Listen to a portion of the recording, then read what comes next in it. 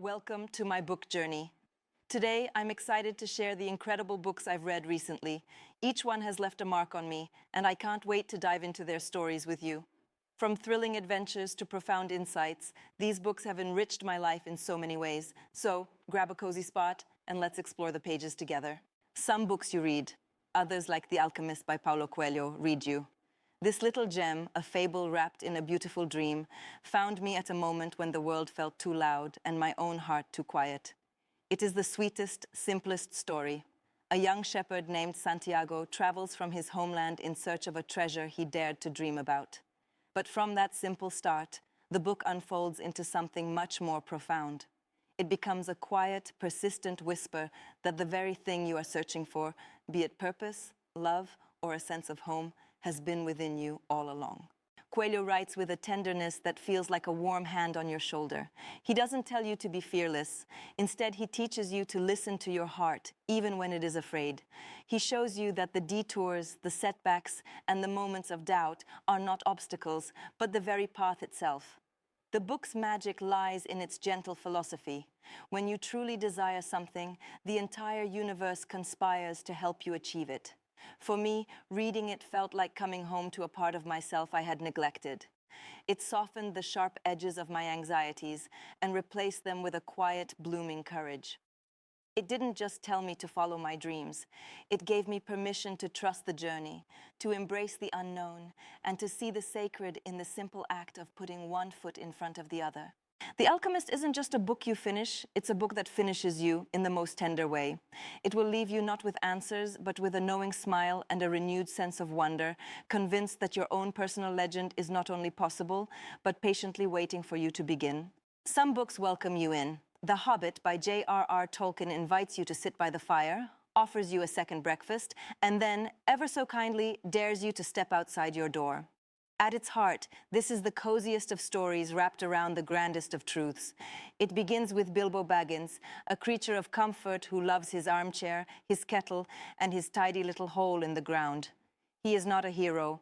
He has no desire to be one. And then, quite unexpectedly, adventure finds him, not with a thunderclap, but with a knock on his green door and a wizard's grin. What follows is a journey that feels less like an epic and more like a quiet awakening. Tolkien writes with a warmth that wraps around you like a well-worn blanket, filling his world with singing dwarves, misty mountains, and the kind of magic that feels ancient and true. But beneath the whimsy lies something deeply tender, the quiet realization that courage does not roar. Sometimes it is simply a hobbit taking one reluctant step forward, then another, discovering that there is more to him than he ever knew. For me, reading The Hobbit was like being reminded that adventure is not reserved for the bold. It is for the hesitant, the homebodies, the ones who never saw themselves as brave. It taught me that you don't have to be a warrior to be a hero. You just have to care enough to keep going, even when the path grows dark and the way home feels impossibly far. By the time you turn the last page, you will not have simply read a story. You will have traveled beside Bilbo, felt the weight of his small sword, heard the riddles in the dark, and, most beautifully, you will return home yourself changed. Not because you conquered a dragon, but because you discovered that the quietest among us often carry the deepest wells of bravery. The Hobbit is a reminder that there is magic in the ordinary, that home will always be waiting, and that sometimes a little adventure is exactly what the heart needs to remember who it truly is. Meditations by Marcus Aurelius sit beside you in quiet companionship, offering not answers, but a steady hand to hold when life feels heavy. This is not a story in the traditional sense. There is no plot, no hero's journey, no grand adventure.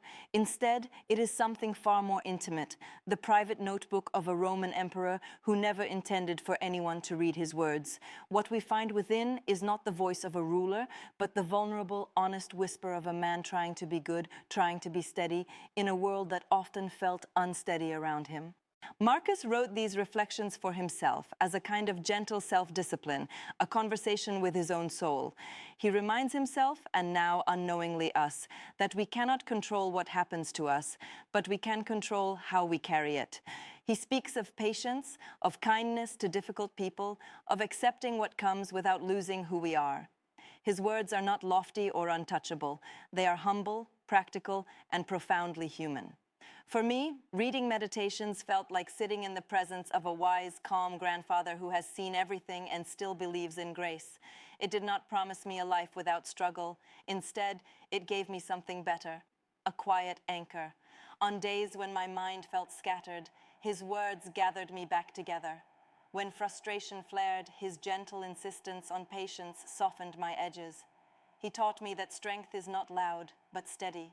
That peace is not the absence of difficulty, but the presence of perspective. What makes this book so tender is its humility. Here is one of the most powerful men in history, and he is writing reminders to himself. Be patient, be kind, do not waste time, let go of what you cannot change. He was not a distant philosopher. He was a man waking up each morning just like us, trying to do a little better than the day before. Meditations will not entertain you, it will companion you. It is a book you keep on your nightstand, return to in fragments, and find that each time the words have grown softer, wiser, more fitting for whatever you are carrying. It is not about becoming perfect, it is about becoming present. And in that quiet presence, it has a way of changing everything, not with thunder, but with the gentle persistence of morning light. See you on our next book journey.